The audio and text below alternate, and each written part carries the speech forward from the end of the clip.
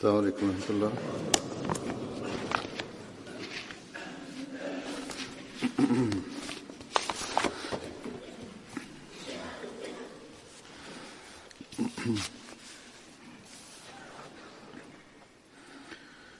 أشهد أن لا إله إلا الله وحده لا شريك له وأشهد أن محمدا عبده ورسوله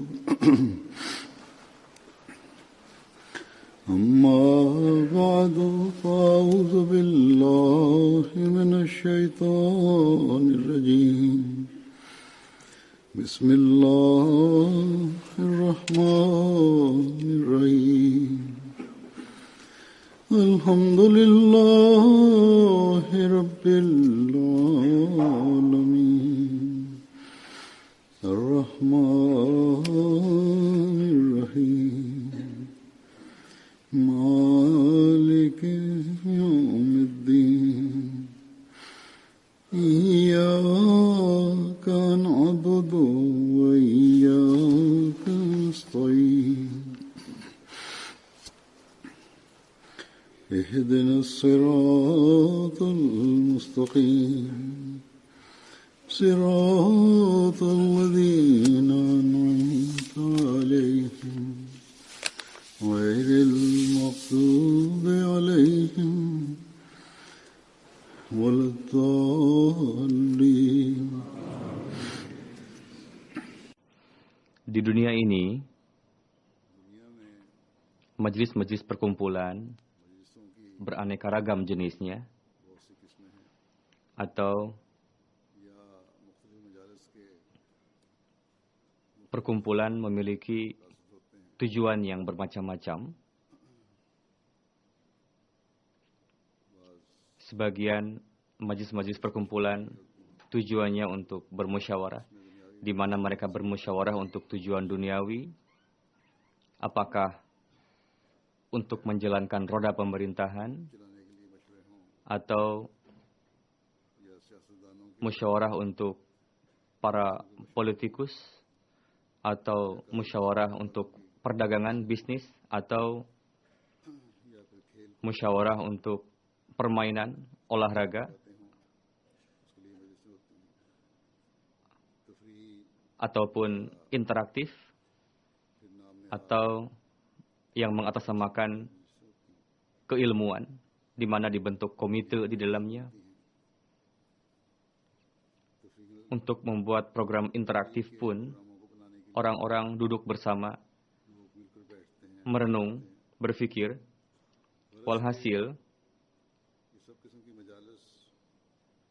duduknya bersama-sama mereka untuk tujuan duniawi, bukan untuk meraih keridhaan Allah Ta'ala, atau bukan untuk meraih kedekatan dengan Allah Ta'ala. Jika mereka membuat perkumpulan untuk perbaikan manusia, itu pun untuk tujuan duniawi.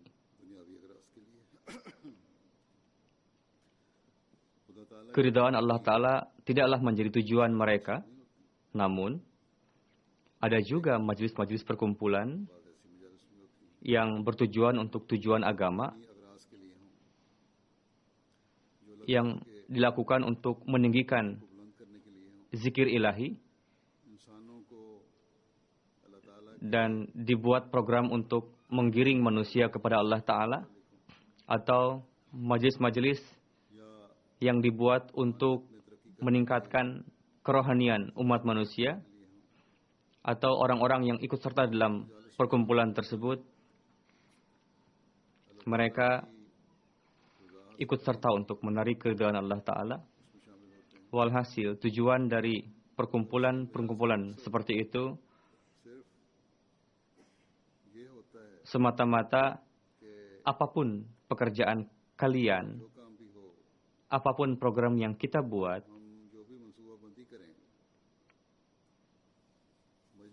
tujuannya adalah untuk meraih keridhaan Allah Ta'ala semata. Terjauh dari hal-hal yang lagau, yang sia-sia. Majlis-majlis perkumpulan, seperti itulah yang disukai oleh Allah Ta'ala. Dan buah dari majlis-majlis seperti itu zahir juga di dunia ini. Dan orang-orang yang ikut serta di dalamnya, Allah Ta'ala senantiasa mengganjar mereka di akhirat nanti. Jadi, adalah tugas seorang mukmin, apakah itu majelis perkumpulan di rumah tangga, di dalam rumah tangga, dengan anak-anak istrinya, atau di luar rumah, harus tetap diupayakan dimanapun, supaya bagaimana kita meraih keridhaan Allah Ta'ala,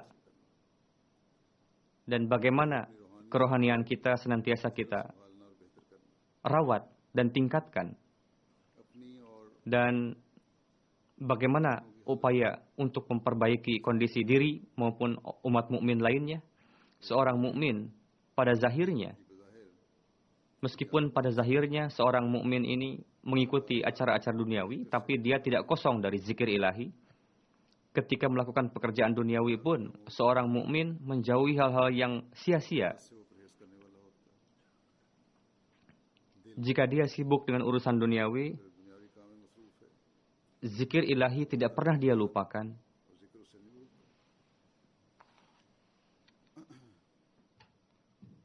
Di dalam perkumpulan-perkumpulan duniawi pun, orang mukmin senantiasa menjauhi hal-hal yang berusaha untuk menipu orang lain ataupun merampas hak orang lain.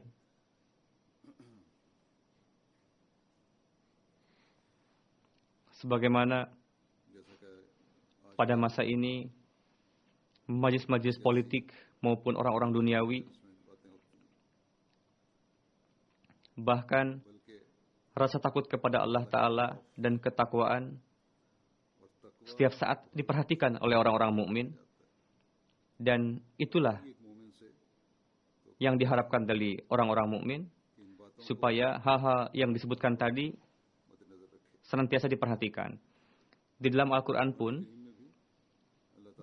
petunjuk dari Allah Ta'ala berkenaan dengan majlis-majlis sama seperti itu, yakni suci dari pembangkangan, pemberontakan, dari dosa, terhindar dari tidak taat kepada Rasul, dan melangkah di atas jalan ketakwaan.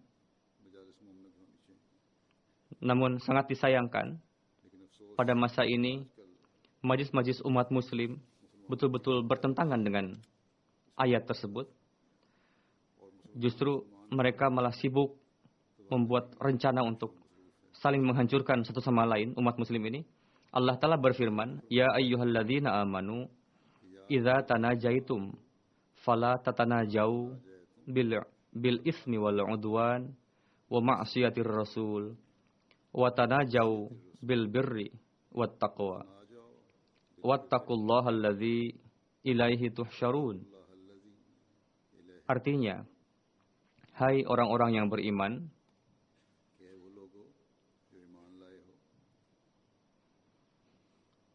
apabila kamu mengadakan pembicaraan rahasia, janganlah kamu membicarakan tentang membuat dosa, permusuhan, dan durhaka kepada Rasul.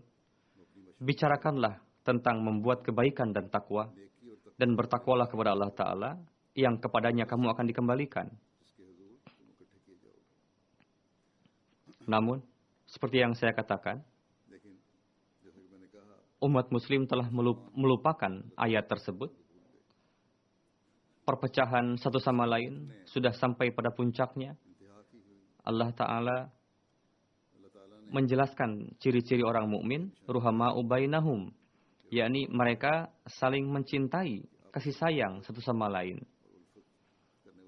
Namun,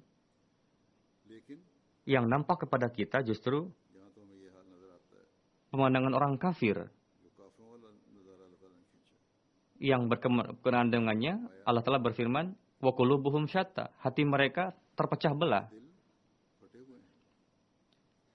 Musyawarah, ketika musyawarah, apakah itu sesama kita ataupun dengan orang lain, dalam corak yang rahasia pun, mereka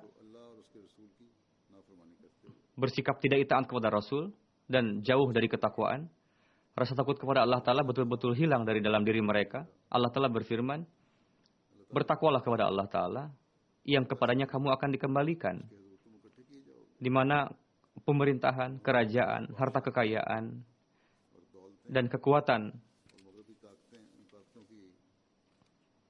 tidak akan bermanfaat sedikit pun di sana, di hadapan Allah Ta'ala.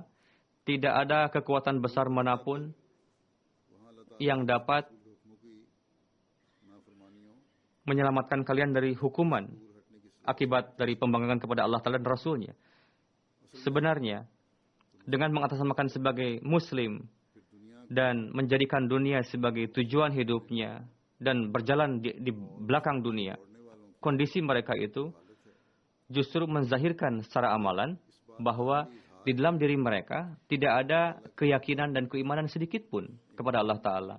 Padahal jika di dalam diri mereka terdapat sedikit saja keimanan, keyakinan kepada Allah Ta'ala, maka nasib umat Muslim, politikus Muslim, ataupun penguasa Muslim yang terjadi pada saat ini tidak akan seperti itu.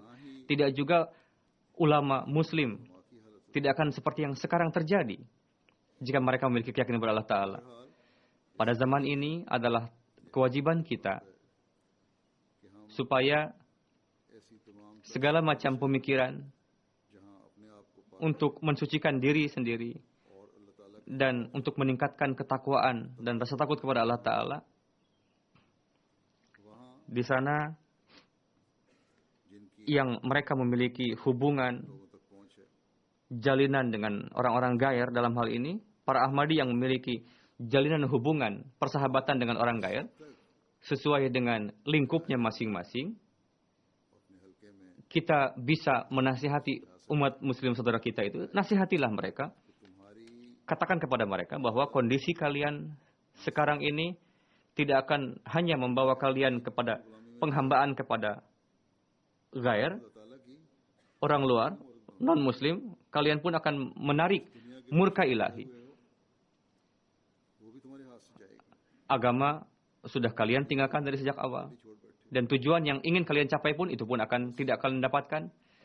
Jadi, rasa takut kepada Allah Ta'ala dan ketakwaan hendaknya disemaikan di dalam diri. Jika tidak, semuanya akan tidak tersisa dari kalian. Di dalam majlis-majlis duniawi, ada satu majlis PBB di dunia ini. Beberapa hari yang lalu, ada acara PBB di mana di dalamnya disampaikan pidato Presiden Amerika. Para kolumnis di Eropa Barat di sini, mereka pun mengomentari bahwa katanya pidato Presiden Amerika tersebut di PBB alih-alih menciptakan perdamaian justru malah dapat menimbulkan perpecahan, peperangan. Mereka pun mengatakan mungkin Saudi Arabia dan negara-negara Muslim lainnya akan senang dengan ceramah tersebut. Jika tidak, itu dapat menyebabkan peperangan yang dahsyat sekali. Jadi, pemerintahan Muslim, pemerintahan umat-umat Islam, hendaknya mereka menilik perintah Allah Ta'ala dan hendaknya terhindar dari fitnah dan kekisruhan. Walhasil, segala sesuatu yang terjadi di dunia saat ini telah saya sampaikan. Namun kita hendaknya mengevaluasi diri senantiasa. Hendaknya senantiasa diingat bahwa syaitan tidak akan pernah rela melihat jemaat ini maju. Syaitan sesuai dengan fitratnya berusaha untuk menciptakan keresahan di dalam diri kita, kegelisahan, dan menciptakan perpecahan di dalam diri kita, di dalam jemaat kita. Orang-orang yang duduk di sana dan orang-orang yang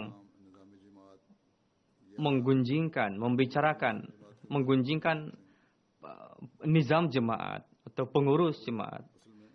Sebetulnya, pada hakikatnya, orang-orang itu termasuk ke dalam godaan syaitan. Karena pekerjaan syaitan itu tampil menjadi seorang yang simpatik, penolong kepada kita. Untuk itu, yang masuk juga ke dalam majelis tersebut, yang sebetulnya orang tersebut tidak menentang nizam, melainkan karena orang-orang ini simpatik kepada jemaat, sehingga dia menganggap orang-orang yang menggunjingkan tadi bukan orang-orang yang menentang jemaat katanya. Oh, ini orang yang simpatik kepada jemaat. Dia mengatakan suatu hal yang benar dan memang perlu diislah katanya jemaat ini. Padahal jika memang perlu diislah, maka sampaikanlah kepada pengurus jemaat tingkat tertinggi di suatu negeri atau kepada khalifah, bukan digunjingkan. Lalu setelah itu, alih-alih berbicara ke sana kemari, menggunjingkan, dan berbicara dalam corak yang seperti layaknya berbicara suatu rahasia yang besar, atau seolah-olah dia menjadi orang yang simpatik besar kepada jemaat, itu cara-cara yang keliru. Dan dosa dan termasuk ke dalam pembangkangan dan tergolong ke dalam ketidakitaatan kepada Rasul dan jauh dari ketakwaan. Jadi hendaknya Allah Ta'ala memperingatkan kita dari perkumpulan-perkumpulan seperti itu. Jika kita mengeluh, jika ada keluhan berkenaan dengan pengurus ataupun amir, sampaikanlah ke markas pusat, sampaikanlah kepada khalifah. Setelah itu, selesailah tugas anggota. Sekarang adalah tugas khalifah bagaimana menilik permasalahan tersebut dan bagaimana mencari solusi dari permasalahan tersebut. Ya, setiap orang harus berdoa dalam hal ini. Setiap Ahmadi harus berdoa dengan penuh rintihan. Semoga Allah Ta'ala menjauhkan segala macam keburukan dari jemaat ini. Dan semoga jemaat senantiasa mendapatkan orang-orang yang berjalan di atas jalan ketakwaan dan kebenaran. Jadi hal yang penting ini hendaknya diingat oleh setiap kita. Sedemikian jemaat ini diberikan kemajuan oleh Allah Ta'ala, syaitan pun semakin gencar dalam menggoda kita. Syaitan sejak hari permulaan telah berikrar kepada Allah Ta'ala, telah meminta izin kepada Allah Ta'ala bahwa dia akan terus menjerumuskan umat manusia dan orang-orang mukmin. Para penentang jemaat di mana mereka membuat penentangan jemaat secara terang-terangan. Selain itu pun penentang jemaat ini berusaha untuk meraih orang-orang yang lemah keimanan dalam jemaat ini dan membuat pengikut dari antara golongan jemaat dengan cara-cara yang penuh simpatik, cara-cara mereka itu. Jadi setiap Ahmadi hendaknya berhati-hati dalam hal ini. Semoga Allah Ta'ala menyelamatkan jemaat dari setiap perpecahan intern maupun ekstern. Dan semoga dan kita harus senantiasa ikut serta dalam majelis-majelis yang baik, bukan majelis-majelis yang di dalamnya ada pemberontakan, pembangkangan, ketidaktaatan kepada Rasul maupun jauh dari ketakwaan. Berkenaan dengan jenis-jenis majelis perkumpulan, Hadrat Rasulullah Sallallahu Alaihi Wasallam menyampaikan beberapa nasihat dan juga pecinta sejati beliau Hadrat Masih Maud alaihi salam pun telah menyampaikan beberapa sabda.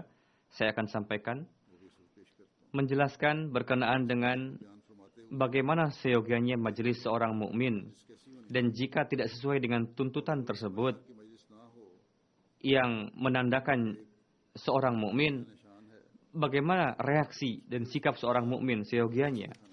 Dalam hal ini Hadrat Masih Maud alaihi salam bersabda,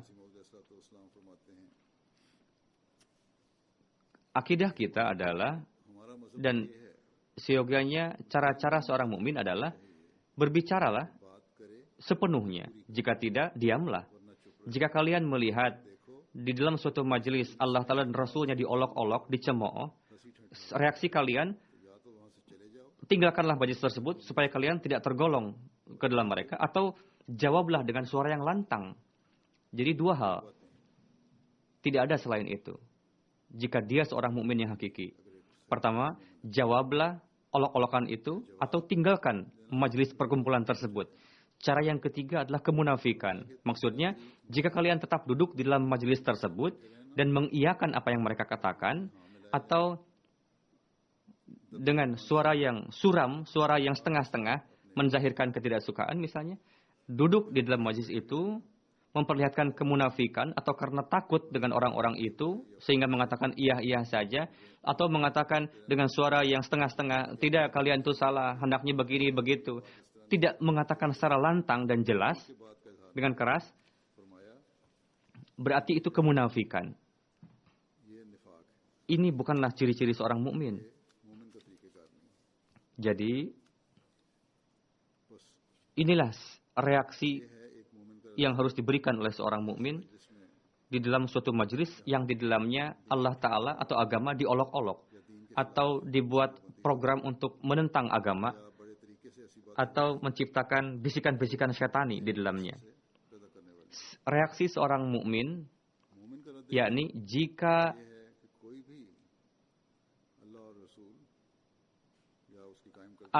disampaikan hal-hal yang bertentangan dengan nizam jemaat atau Allah dan Rasulnya, jawablah dengan keras. Sampaikanlah kepada mereka, kepada yang menggunjing tadi, bahwa jika memang dalam benak kalian ini benar apa yang kalian gunjingkan itu, sampaikanlah kepada khalifah. Dengan menggunjing, mengatakan seperti ini, seperti itu, tidaklah dibenarkan. Jika manusia, orang, kita terus duduk di dalam tempat yang seperti itu, dan berbicara setengah-setengah, tidak dengan lantang, tidak dengan keras, maka Rasul bersabda, Hadrat Masih Maud bersabda, itu merupakan kemunafikan. Dan hendaknya seorang mukmin terhindar dari majelis seperti itu. Dan dalam urusan agama, dan dalam urusan nizam, jangan pernah memperlihatkan ketidakgairatan. Dan penzahiran rasa gairat tadi ada dua cara. Pertama, jawablah dengan secara lantang, terang-terangan. Atau kalian tinggalkan majelis itu. Itulah dua cara yang Allah telah berikan kepada kita. Dan penjelasannya diberikan oleh Hadrat Rasulullah SAW.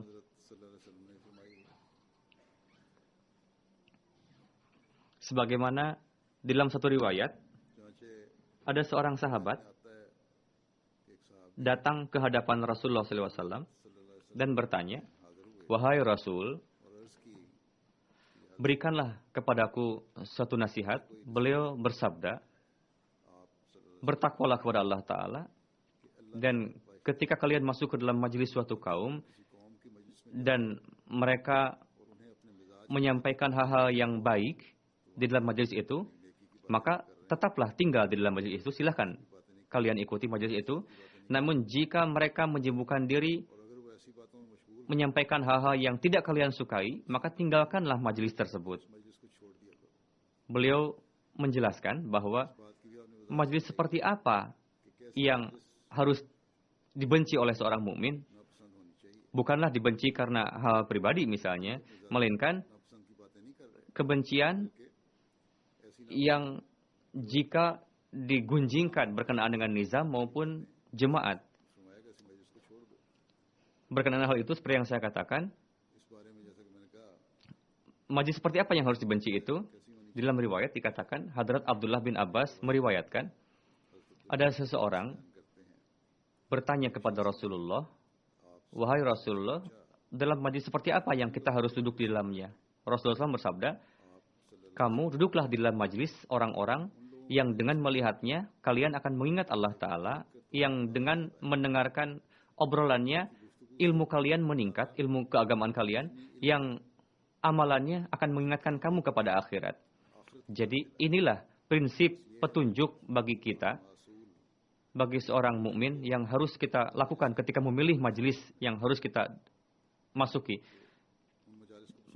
Sukailah majelis yang di dalamnya disampaikan zikir ilahi, diagungkan agama Allah Ta'ala, di mana ilmu kita akan meningkat di dalamnya, pada masa ini keilmuan agama, meningkatnya keilmuan agama adalah penting bagi setiap Ahmadi untuk tabligh, untuk dakwat ilallah, untuk tarbiyat. Penting semua itu, dan itulah hal-hal yang akan mengingatkan kalian kepada akhirat. Manusia harus akan menekankan kepada manusia bahwa dunia itu, gemerlap dunia bukanlah segala sesuatunya. Fasilitas duniawi bukanlah segala sesuatu. Melainkan keridhaan Allah Ta'ala lah yang harus menjadi tujuan hidup sebenarnya. Hadis pertama tadi sudah dijelaskan, yakni jika majlis duniawi, maka majlis tersebut hendaknya dibenci oleh orang mukmin. Majlis seperti itu harus ditinggalkan oleh seorang mukmin.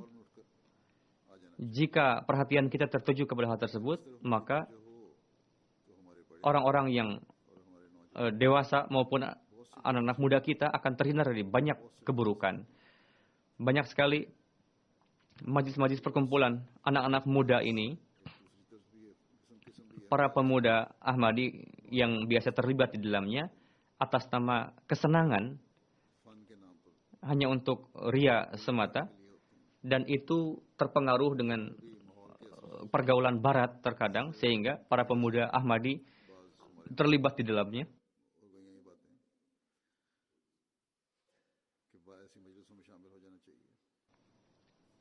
Seorang pemuda mukmin hendaknya diingat bahwa hendaknya kehidupan kalian diselamatkan dari majlis-majlis buruk seperti itu. Ada batasan-batasan di dalam diri kalian. Di dalam jemaat pun terkadang terdengar peristiwa seperti itu, yakni karena pergaulan buruk, karena lingkungan buruk. Para pemuda Ahmadi ketika dia memasuki dewasa, terkadang berulah melakukan sikap-sikap yang merugikan orang lain, merugikan tetangga. Jika dia pergi ke suatu tempat, dia bersikap nakal, merugikan orang lain misalnya. Lalu, jika diketahui bahwa itu adalah anggota jemaat, pemuda ini misalnya, itu pun mencemarkan nama baik jemaat. Ulah mereka itu. Jadi, para orang tua hendaknya memperhatikan senantiasa pergaulan anak-anak kita, supaya para pemuda kita yang baru masuk melangkah pada kedewasaan, mereka terhindar dari pergaulan buruk. Dan kita sendiri pun hendaknya membuat majlis-majlis yang suci di dalam rumah tangga kita, yang senantiasa menjadi contoh terbaik dalam contoh tarbiyat dan taklim. Hadrat Rasulullah pernah bersabda, jika ada suatu kaum menilawatkan kitabullah, Al-Quran, dan menyampaikan daras di dalam suatu masjid, maka Allah Ta'ala akan menurunkan ketentraman kepada mereka, dan rahmat Allah Ta'ala akan menutupi kelemahan mereka, dan malaikat akan menaungi mereka. Adalah karunia Allah Ta'ala yang tak terhingga kepada jemaat ini, bahwa jemaat senantiasa mendapatkan kesempatan yang seperti itu, yakni di setiap tempat di berbagai belahan dunia ini, jemaat melaksanakan jalsa-jalsa, ijtima, dibuat acara-acara di dalam jemaat ini yang sangat bermanfaat dari sisi tarbiyat, dari sisi peningkatan ilmu keagamaan, zikir ilahi di dalamnya. Pada saat ini misalnya di Inggris akan diadakan ijtima lajnah imailah. Lajnah pun hendaknya ingat, hendaknya program-program mereka sebagian besar harus melaksanakan program-program yang meningkatkan kerohanian dan keilmuan. Dan para lajnah yang ikut serta di dalamnya pun hendaknya ingat bahwa mereka bukanlah datang untuk mengikuti acara duniawi. Hendaknya mereka memenuhi tujuan dari kedatangan mereka ke sini. Dan adakanlah acara-acara yang meningkatkan kerohanian keilmuan. Jika tidak ada acara yang seperti itu, tetap saja jika alih-alih kalian berbicara ke sana kemari hal-hal yang sia-sia, berbicaralah hal-hal yang membangun, yang baik, pencerahan. dan jauhilah hal-hal yang tidak baik dari menyia-nyiakan waktu. Hadrat Rasulullah SAW dalam suatu kesempatan pernah bersabda, orang yang duduk dalam suatu majelis dan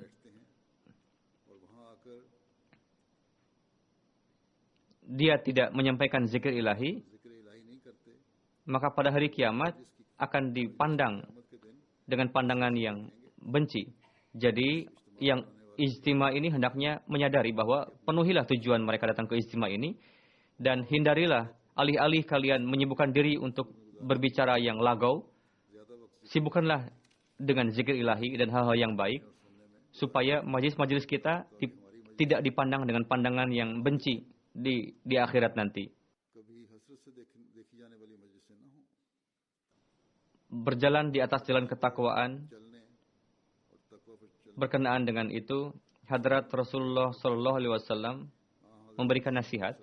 Dalam suatu riwayat dikatakan, beliau SAW bersabda, selain mukmin, janganlah kalian duduk dengan siapapun, dan selain orang muttaqi, janganlah ada orang yang memakan makanan kalian.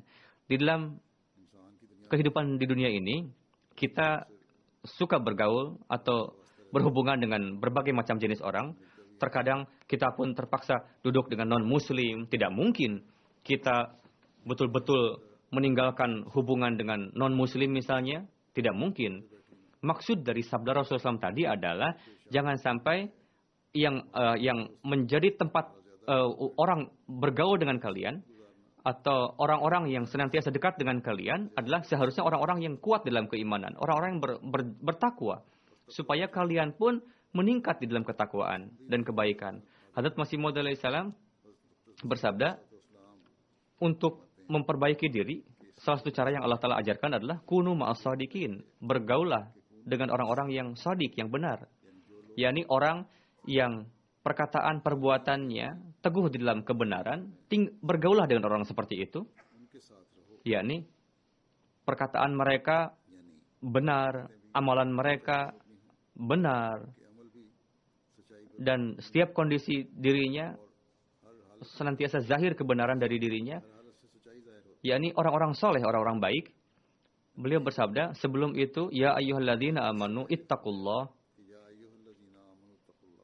yakni orang yang beriman bertakwalah kepada Allah Ta'ala. Maksud dari itu adalah pertama-tama harus memiliki keimanan, lalu tinggalkanlah keburukan dan bergaulah dengan orang-orang yang benar. Karena pergaulan ini berdampak besar dalam kehidupan kita. Yang terus, jika ada orang yang setiap hari pergi kepada pelacur, lalu dia mengatakan, apakah saya berzina? Saya tidak pergi untuk berzina, katanya. Hendaknya dia mengatakan, ya, engkau suatu saat akan terjerumus di dalam perzinahan. Karena pergaulan kamu dengan orang seperti itu. Karena pergaulan dapat memberikan dampak yang besar. Begitu juga orang yang pergi kepada tempat minum-minuman keras, seberapapun dia menjaga untuk tidak minum minuman keras dan mengatakan saya tidak minum, pada suatu ketika dia akan minum juga minuman keras. Jadi, hendaknya kita senantiasa terhindar dari pergaulan buruk. Di dalam urusan duniawi juga, bisnis juga, kita terpaksa berhubungan dengan orang gair, orang-orang non-muslim. Di dalam hubungan-hubungan ini harus tercipta batasan-batasan dalam diri kita. Bukannya kita pun malah ikut terjerumus di dalam majelis-majelis yang sia-sia, yang lago dengan mereka.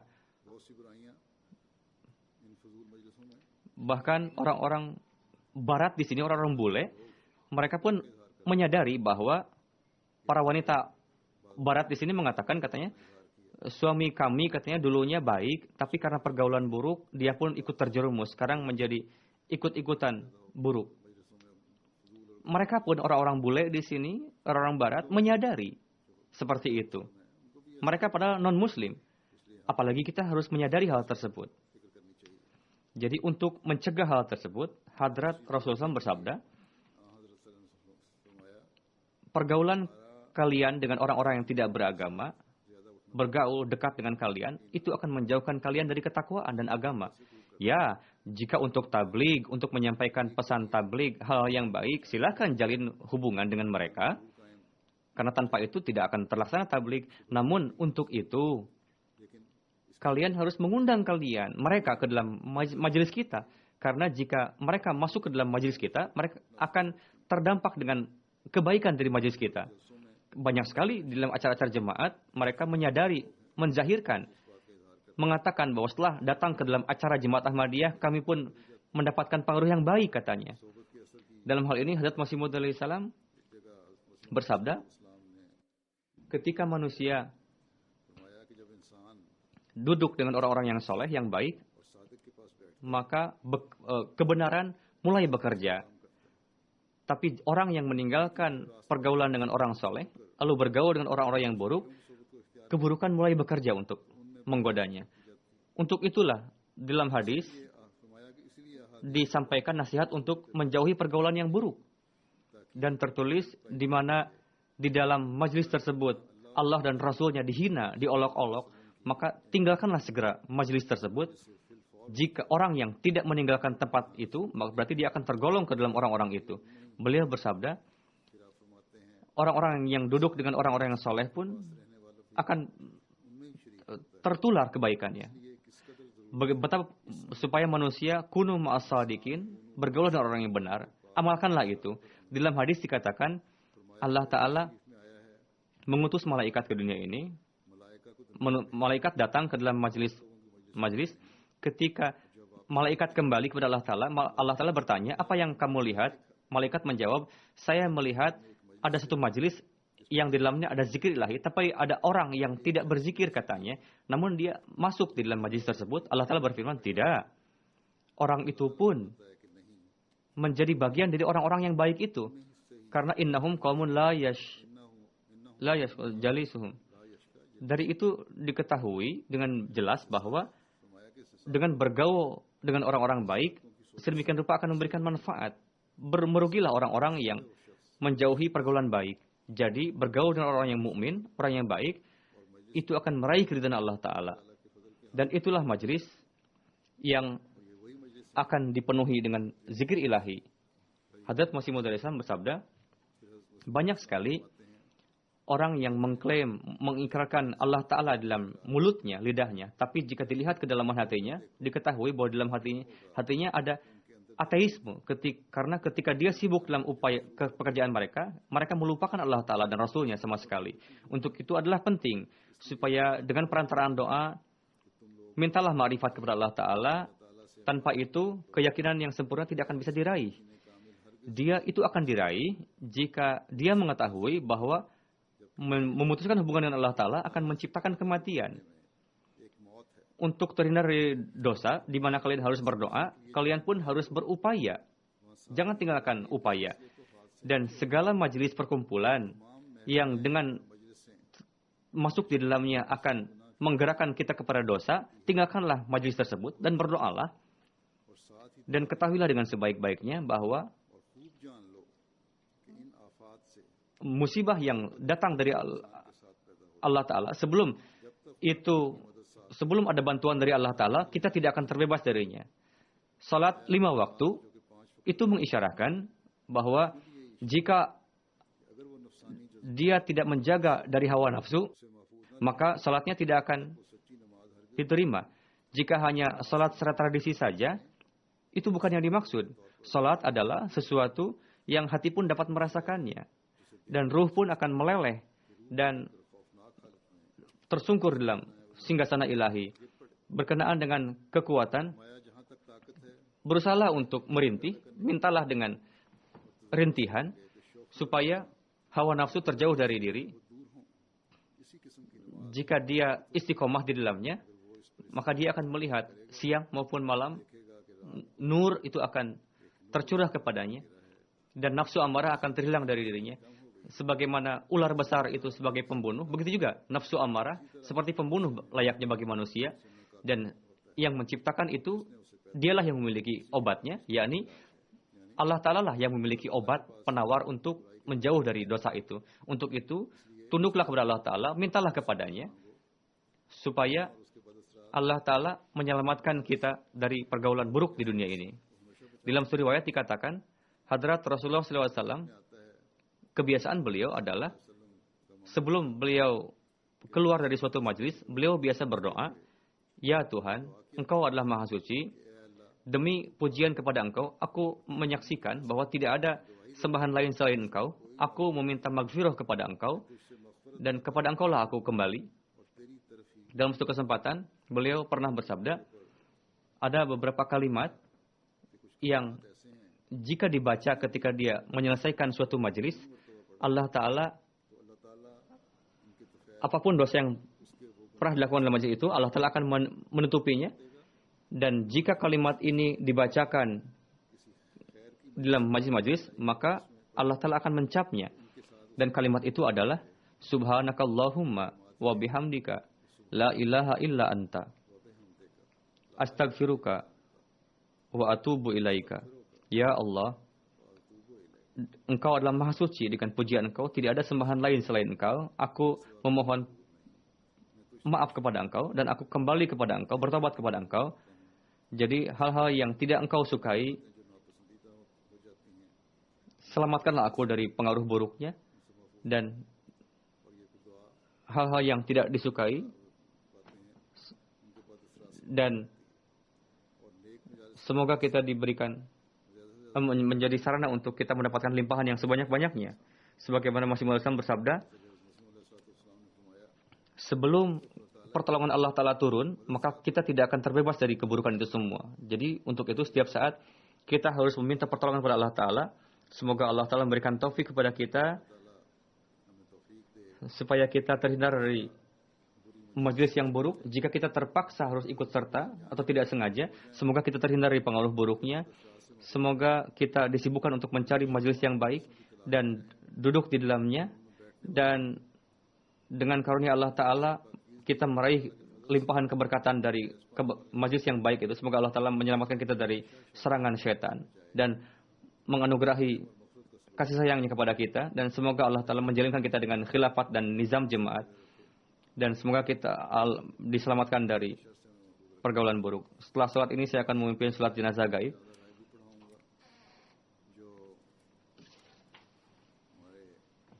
Ahmadi Afrika, Mukarram Bilal Abdul Salam Sahib,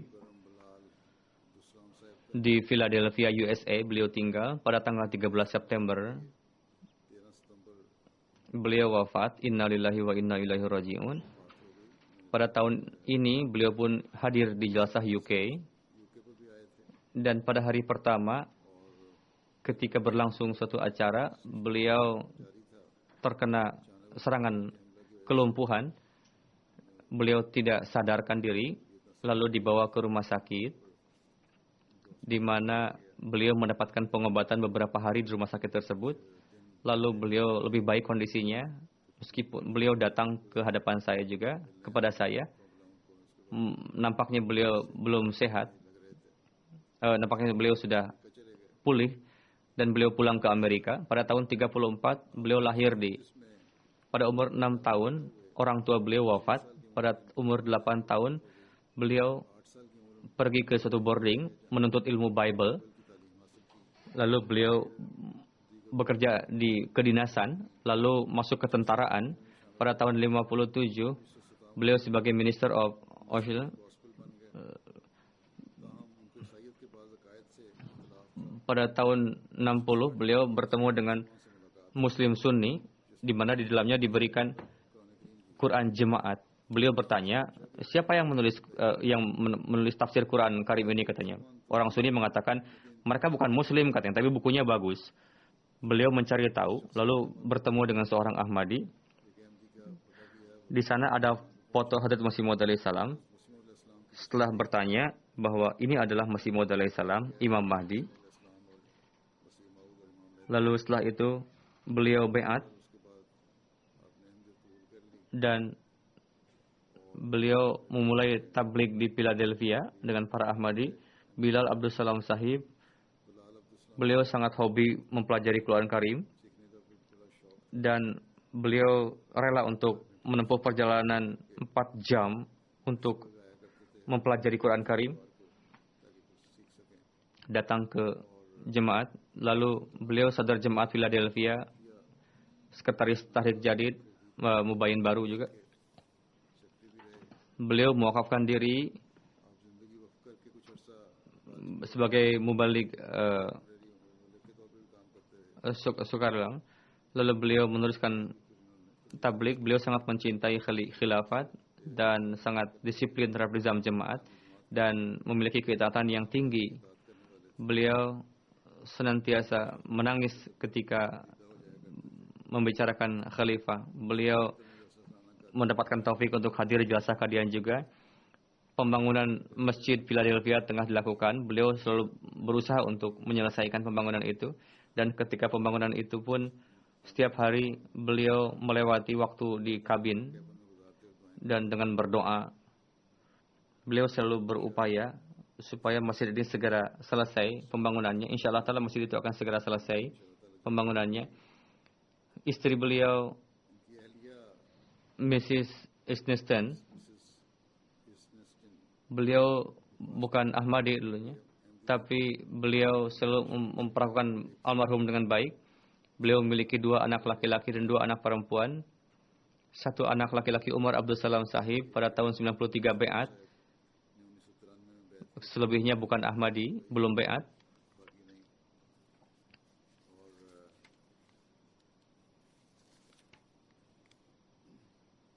Abdullah Diba Sahib,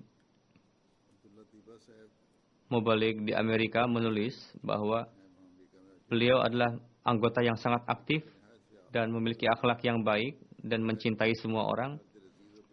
Beliau sering bermanfaat untuk orang lain dan beliau terdepan dalam mengkhidmati jemaat.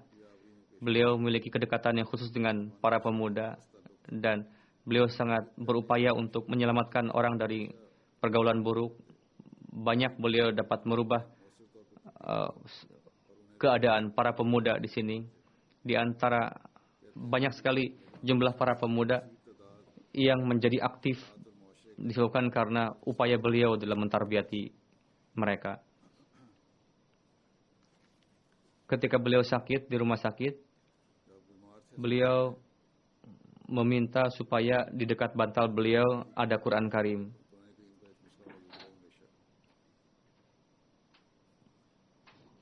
Ketika beliau sakit, beliau mengatakan, Allah Ta'ala memberikan kehidupan baru, katanya, sehingga saya bisa menyelesaikan suatu pekerjaan jemaat. Seperti yang saya katakan tadi, bahwa beliau sangat mencintai khilafat. Kapanpun beliau berjumpa dengan khilafat, beliau nampak senyum dan keikhlasan, kesetiaan dari dalam diri beliau. Semoga Allah Ta'ala meninggikan derajat beliau di sisinya dan mengampuni beliau. Dan semoga anak keturunan beliau diberikan taufik untuk dapat menerima jemaat ini. Amin.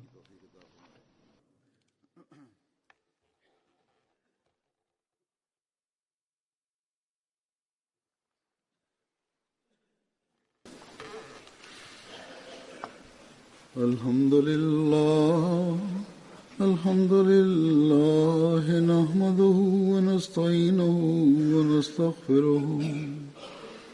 ونؤمن به ونتوكل عليه ونعوذ بالله من شرور أنفسنا ومن سيئات أعمالنا من يهده الله فلا مضل له ومن يضلل فلا هادي له ونشهد أن لا إله إلا الله ونشهد أن محمدا عبده ورسوله عباد الله رحمكم الله إن الله يأمر بالعدل والإحسان وإيتاء ذي القربى وينهى